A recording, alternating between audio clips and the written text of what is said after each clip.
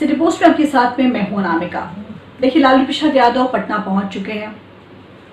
बिहार लौटने के बाद की बात करें तो आरजेडी भले ही दावा कर रही हो, जी हाँ, लालू प्रसाद यादव के पटना पहुंचने के बाद में आरजेडी भले ही दावा कर रही हो कि तारापुर और कुशेश्वर स्थान उपचुनाव में उनके प्रचार करने से पार्टी को फायदा होगा, यानी कि लालू प्रसाद यादव के प्रचार करने से पार्टी को फायदा होगा। लेकिन एनडीए को ऐसा बिल्कुल भी नहीं लगता है। उप मुख्यमंत्री की बात करें, तारकिशोर प्रसाद ने कहा कि दोनों सीटों पर हमारी जीत तय है, किसी के प्रचार करने से कोई फर्क नहीं पड़ने वाला है।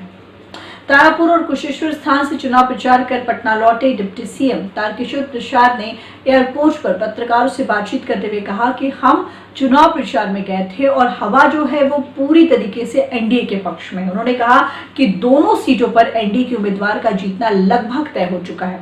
उन्होंने ये भी कहा कि हमने 16 साल बिहार में काम किया है और लगातार बिहार में विकास जो है वो होता रहा है।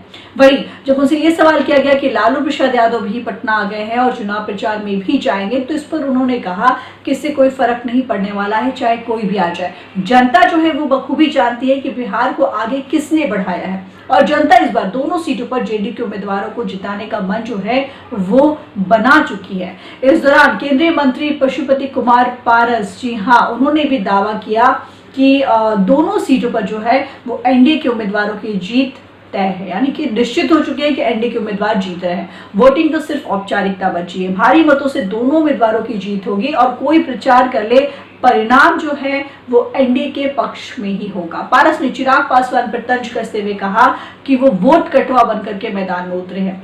जनता ऐसे लोगों को बखूबी जानती है, इसलिए चिराग के उम्मीदवारों को वहां पर वोट नहीं मिलने वाला है। दोनों सीटों पर जेडीयू के ही उम्मीदवार जो है वो जीतेंगे। तो फिलहाल इस क्रम में इतना ही। अनामिका को दीजिए इजाजत। नमस्कार।